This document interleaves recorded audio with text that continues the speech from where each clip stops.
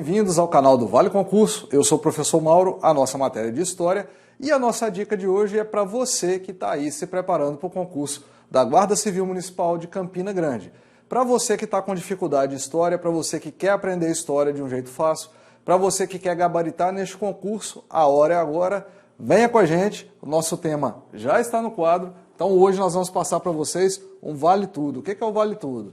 É aquela, na visão do professor aqui do Vale Concurso, o que a gente acha que vai cair de mais importante para vocês nessa prova. Na matéria de História, para você aí que observou lá no edital, vocês vão lembrar que o edital ele foi bem genérico na matéria de História. Então ele vem prevendo assim, História Geral de Campina Grande. Ele não cita o que ele quer especificamente.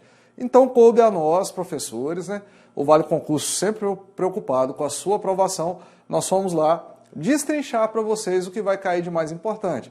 E aí, nós observamos, eu tinha até feito uma anotação, né? Nós observamos que lá, nessa parte genérica da história de Campina Grande, então nós colocamos para vocês que adquiriram aqui no Vale Concurso o pacote de aulas com a gente, na matéria de História vocês observaram que nós dividimos da seguinte forma. Então nós colocamos a origem do povoado de Campina Grande, quando que Campina Grande se transforma em uma vila, quando se transforma em cidade. Falamos a respeito das revoltas que envolvem a região de Campina Grande, das quais Campina Grande participou.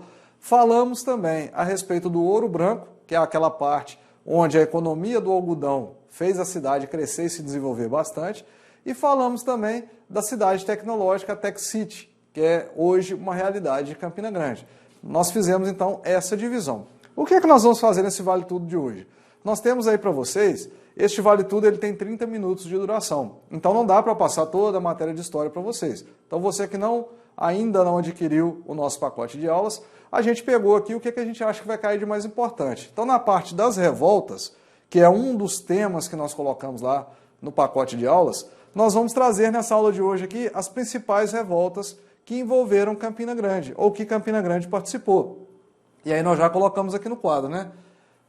A Revolução Pernambucana, da qual Campina Grande fez parte, a Revolução Praeira, está abreviada aqui, né? Revolução Praeira, a Revolta de Quebra-Quilos e o Ronco da Abelha. Imagino que alguma dessas revoltas talvez vocês nem tenham ouvido falar. Daí a importância da gente tratar desses assuntos aqui hoje. E se cair para vocês no dia da prova, vocês não terão dificuldade, porque aqui no Vale Concurso você sai sabendo toda a matéria. E nós temos uma didática diferente para ensinar História. Vocês podem observar que nós colocamos as datas, mas no decorrer da aula eu vou falar para vocês, pessoal, as datas servem somente de referência. Muita gente que não gosta de História, não gosta porque acha que tem que decorar a data. E eu sempre falo, são somente referências. No dia da prova lá, nas questões, deve cair aproximadamente para vocês aí 5 a 7 questões de História. Geralmente é nessa faixa. Dessas 5 ou 7 questões, se tiver alguma que vier mencionando data, a data vai estar lá no exercício, lá na questão. E você só vai ter que tomar cuidado para não confundir. Mas nunca que vai vir uma questão perguntando assim, que ano que aconteceu a Revolução Pernambucana, da qual Campina Grande fez parte? Não vai vir dessa forma. Então vai vir falando assim, em 1817, quando aconteceu a Revolução Pernambucana, foi dessa forma, Campina Grande participou desse jeito. Então vai vir mais ou menos assim, é só isso que vocês precisam saber. E aí, para quem não gosta de decoreba, para quem não quer se preocupar com decoreba, que é o nosso método, inclusive, de ensino, nós temos que fazer algumas avaliações, algumas associações para facilitar o nosso entendimento. Notem vocês que todas as datas que estão aqui no quadro, 1817, 1848, tudo 1800, 1874, 1851, todas são datas do século XX. Desculpa, século XIX, pessoal. Pensei no 19 e falei 20, né? Então, só para a gente contextualizar, já sabemos que todos esses eventos importantes que acontecem na região vão estar no século XIX, é o século das mudanças. Outra grande inter-relação que nós podemos fazer para nos ajudar é lembrar que, 1817, que período é esse que a gente está vivendo? Quando a gente lembra do período, a gente evita a decoreba. Então vamos fazer uma pequena divisão aqui da história do Brasil. Eu vou até diminuir esse espaço aqui, da Revolução Pernambucana, que eu ocupei muito espaço aqui, só para facilitar o entendimento de vocês. Veja bem, vou diminuir esse espacinho aqui e colocar abreviado, Revolução Pernambucana. Pernambucana. Vou abreviar. Para a gente ganhar um espacinho aqui no canto. Por quê? Olha só, eu quero falar para vocês da história do Brasil. Então, ó, história do Brasil. E vou fazer aqui uma subdivisão neste cantinho do quadro que vai facilitar o entendimento de vocês aqui. Veja bem. Então, o Brasil é descoberto em 1500 e aí até 1822 o Brasil era colônia. Então, nesses 322 anos aqui, o Brasil era colônia de Portugal. A partir de 1822 até 1889, o Brasil era um império. Aí ele deixa de ser colônia e passa a ser um império.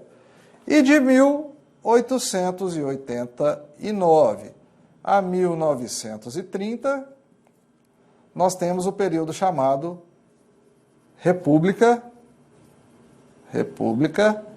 Velha. Olha, pessoal, parece uma coisinha boba, talvez você já até saiba, né? Quem gosta de história já deve estar cansado de saber isso daqui. Por que é bom a gente repetir? Para a gente começar no passo a passo e não se perder dentro da matéria. Então, olha aqui, ó, vou marcar em vermelho.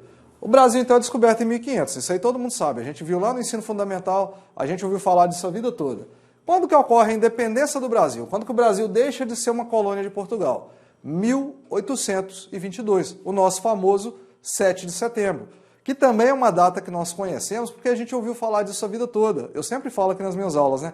Para evitar a decoreba, a gente faz associações. Então, 7 de setembro de 1822, independência do Brasil. Aí o Brasil deixa de ser colônia e passa a ser um império.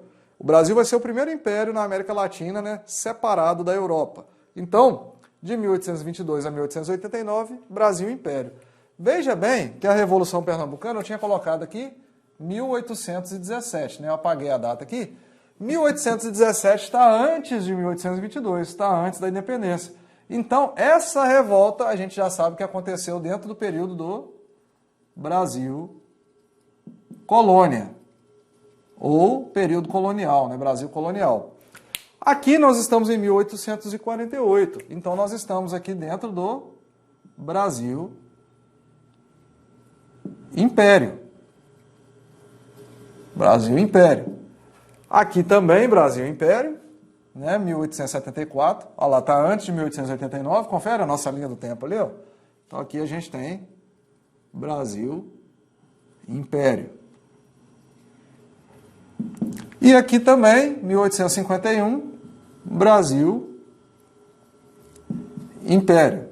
Isso aqui são informações bobas, mas que vão nos ajudar bastante a evitar a decoreba e aprender a assimilar o conteúdo. Outra coisa que é importante aqui para vocês memorizarem. Aqui, 1817, embora o Brasil ainda fosse colônia, nós estávamos com a família real no Brasil. Família real. A família real portuguesa, então, estava no Brasil. Dom João VI, né? Bom, isso tudo vai nos ajudar a fazer associações. Daqui a pouquinho vocês vão entender. 1848, nós estávamos no segundo reinado. Segundo reinado. Sob a regência de Dom Pedro II. Aqui também, segundo reinado. E aqui também, segundo reinado. Isso nos leva a crer que, se houveram 3 revoluções no segundo reinado, que o segundo reinado ele foi conturbado. Isso nos leva a crer isso. Se aqui a Revolução Pernambucana, em 1817, ela ocorre quase na transição do Brasil colônia para o Brasil império, isso já nos leva a crer que, provavelmente, essa Revolução Pernambucana teve uma influência sobre essa transformação de Brasil colônia para Brasil império. Olha como que a gente já faz um monte de associações sem nem antes ter falado sobre o assunto, sem nem ter comentado ainda sobre a Revolução Pernambucana e sobre as demais revoluções que nós temos aqui. Ó, vou grifar assim que talvez vai facilitar o entendimento de vocês. Bom, vamos lá, pessoal. Aí, a gente falando então de uma a uma, passo a passo, bem lentamente para que você possa entender, para que você não saia daqui com dúvida. O que é que tem a ver Campina Grande com todas essas revoltas? Bom, Campina Grande vai ter uma participação em cada uma delas. Vamos começar então pela Revolução Pernambucana? Como que foi a participação de Campina Grande? Será que Campina Grande vai se envolver de forma armada? Ela vai participar de confrontos na região de Campina Grande? Não. Nós vamos ter a participação, aqui ó, participação através da fala. Como assim, professor, participação através da fala? Os padres que viviam na região de Campina Grande encorajavam os revoltosos a participar da Revolução Pernambucana. Lembrando que a Revolução Pernambucana acontece em Pernambuco, mas naquela época, em 1817, a província da Paraíba ainda não existia. Então a Paraíba pertencia a Pernambuco. Então, a participação através da fala feita pelos padres. Por que padres se envolviam em revolução naquela época? Pessoal, naquela época era muito comum o analfabetismo, a população era muito pouco esclarecida. E aí, quem tinha acesso à linguagem, quem tinha acesso aos livros, quem sabia ler, inclusive em outras línguas? Os padres sabiam ler em latim, alguns em italiano, inglês, e aí eles encorajavam a população, eles falavam o que estava acontecendo na Europa, de que forma que a Europa conseguiu o seu desenvolvimento, como que os brasileiros deveriam lutar para transformar essa colônia num país independente, e essas ideias que eles propagavam serviu de combustível para os revoltosos da Revolução. A Revolução, então, pernambucana, ela inicia-se em 1817, ela tem o objetivo de... ela tem um objetivo separatista e ela buscava também a mudança, né, do sistema colonial para um sistema independente, mas eles já tinham ideias republicanas. Então eram todos fatores, todas as ideias da Revolução Pernambucana já copiadas lá da Revolução Francesa, lá das ideias iluministas que tentavam implementar. E aí esses padres, eles faziam essa propagação dessas ideias. Podemos colocar aqui ideias e ideais, tem diferença, né? Ideias e ideais, iluministas, liberais e progressistas. Então eles copiavam ideias de outras revoluções que deram certo na Europa e passavam para esses revoltosos.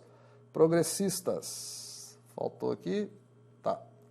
Ficou meio pequeno aqui, eu peço desculpas, mas eu acho que dá para entender, né? Esses padres, né, os mais famosos, a gente pode lembrar aqui do padre Virgílio.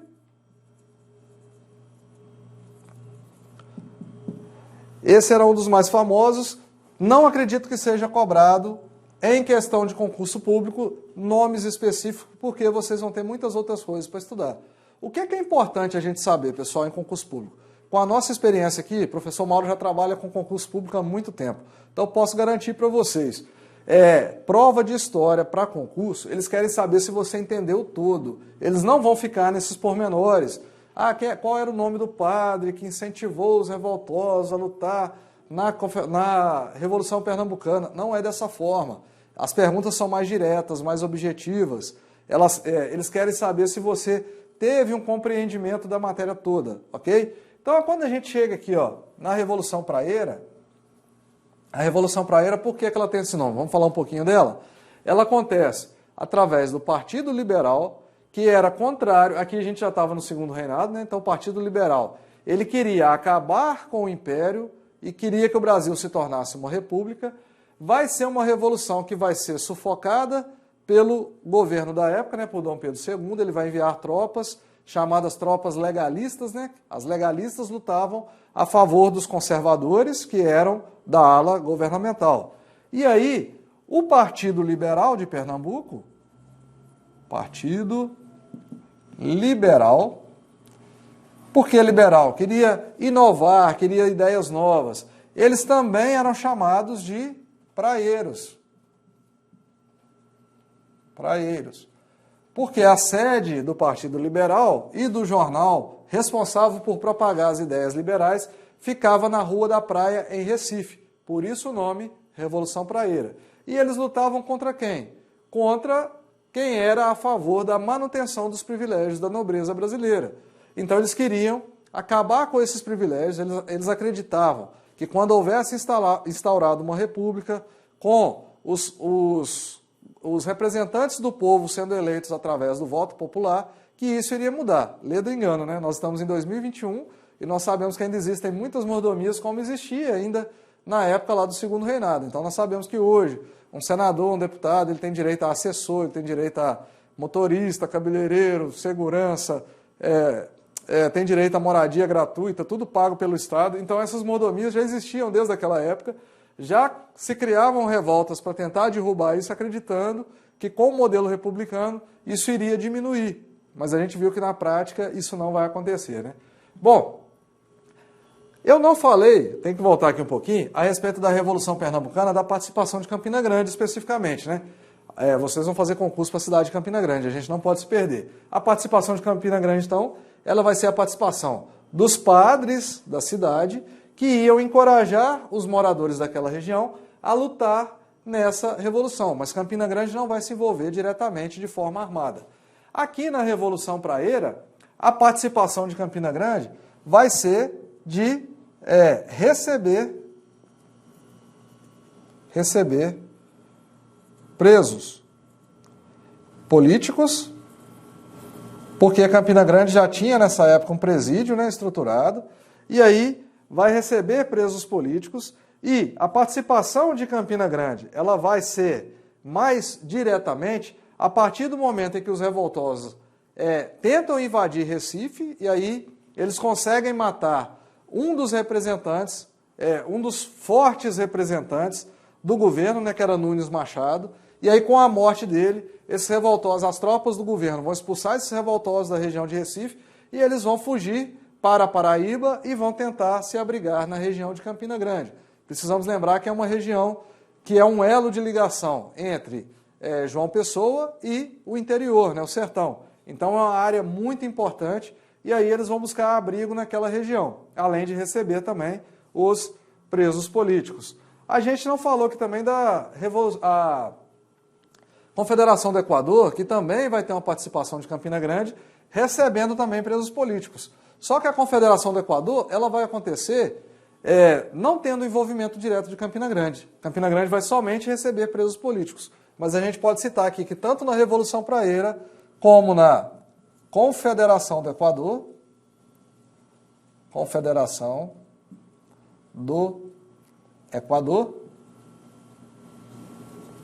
Campina Grande vai receber presos políticos, ou seja, já era uma região estruturada, já era uma vila que estava crescendo e já tinha um presídio com condições de receber presos políticos. Da Confederação do Equador, o mais famoso que vai receber é o Frei Caneca. Famoso, né? Frei Caneca. Ok?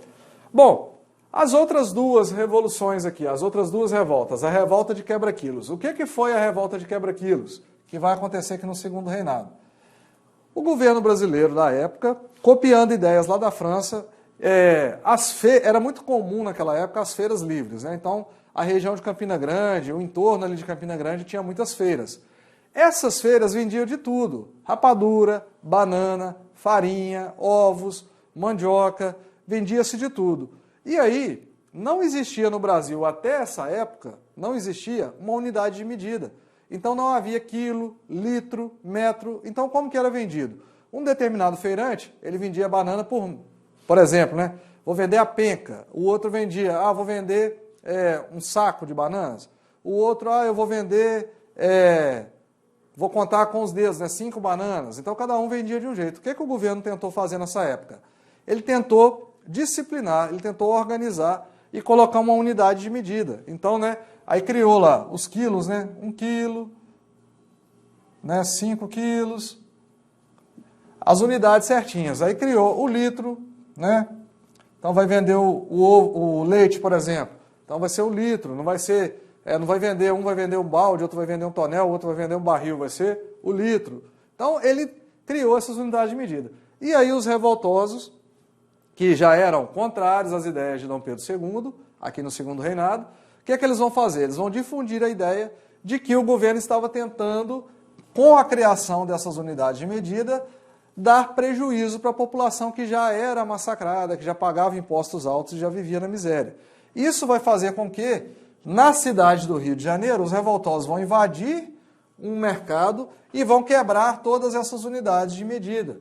Essa quebradeira vai ficar chamada como a revolta de quebra-quilos, ou do quebra-quilos, né? E aí ela vai se expandir também por todo o Nordeste. E aí vai englobar Pernambuco, Paraíba, Ceará, Alagoas e até mesmo Minas Gerais.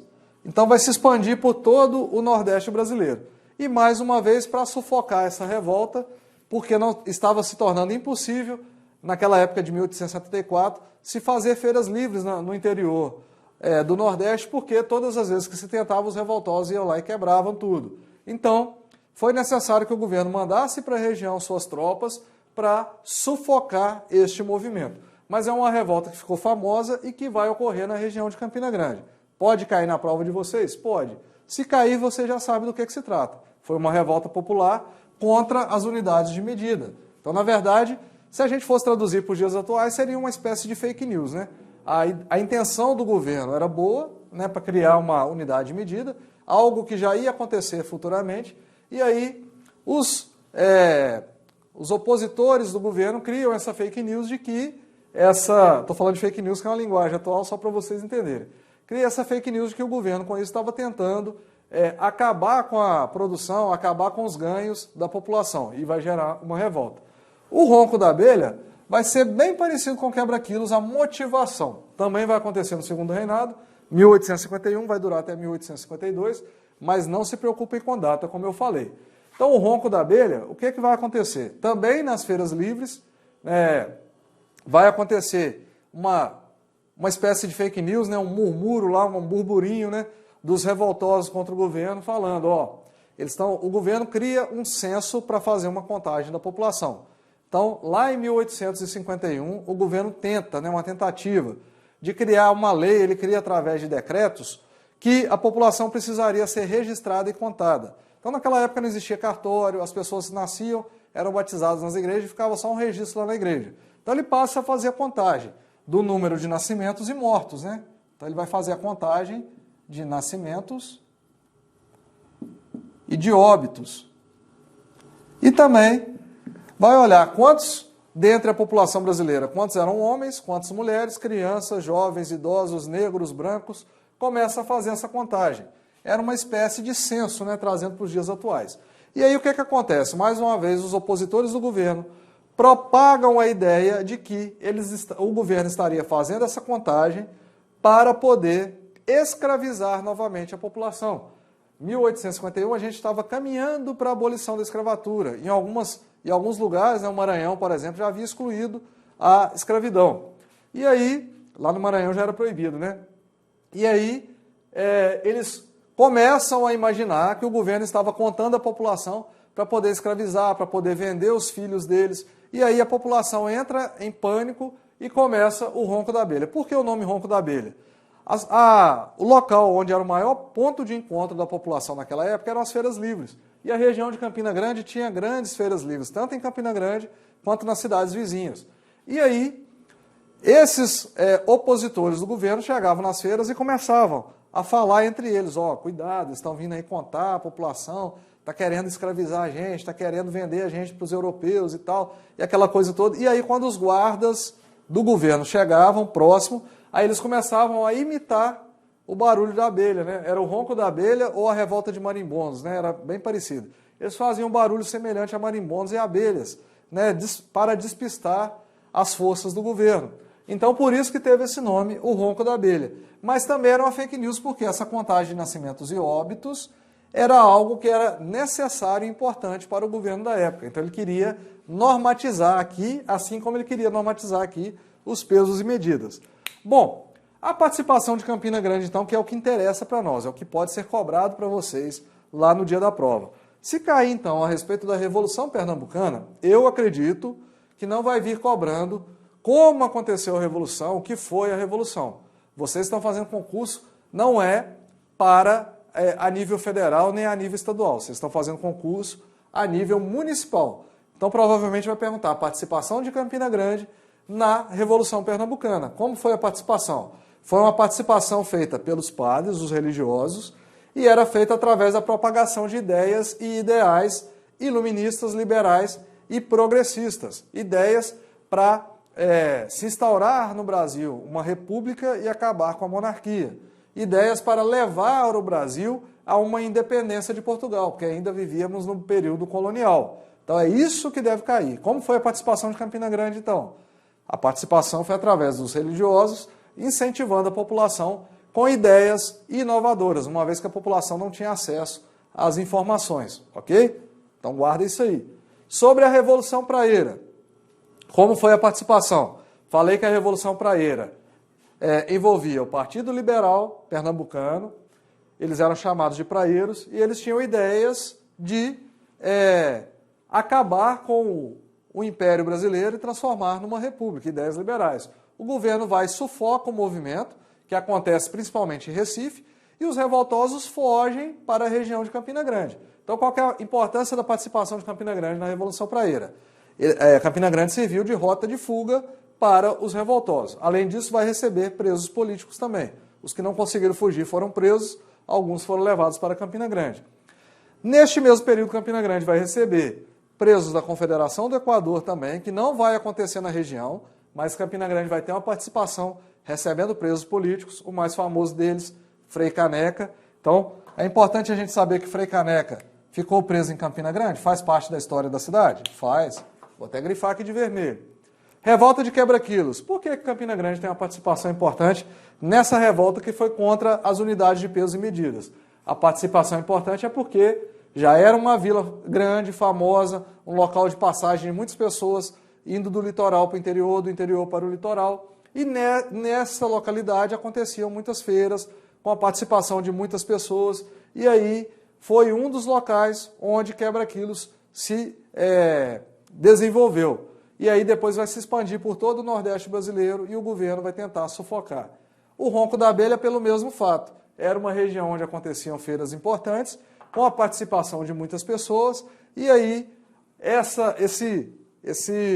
como é que a gente pode dizer, né? Esse boato de que os nascimentos e óbitos estavam sendo contados para escravizar a população, ele vai cair fundo assim no ouvido da população e vai se transformar em uma revolta, ok? Então, por que eu achei importante passar isso aqui para vocês? Porque todas essas revoluções que estão no quadro, a Pernambucana, a Praieira, Quebra-Quilos, Ronco da Abelha e até a Confederação do Equador, são matéria de história do Brasil que são cobradas em concurso público a nível estadual, a nível federal. Então, acredito que possa ser cobrado também a nível municipal. Então, o Vale Tudo de hoje foi sobre todas as revoluções que envolvem a região de Campina Grande. Espero que vocês tenham conseguido assimilar o conteúdo, espero que vocês possam fazer uma boa prova. Bora gabaritar, e para quem tiver com dúvida, nosso Instagram está aqui no cantinho, Prof. Mauro Alves, não deixe de entrar em contato com a gente, podem tirar dúvida, teremos o maior prazer em atender. Bora gabaritar então, aqui no Vale Concurso, vale a pena, então saia daí.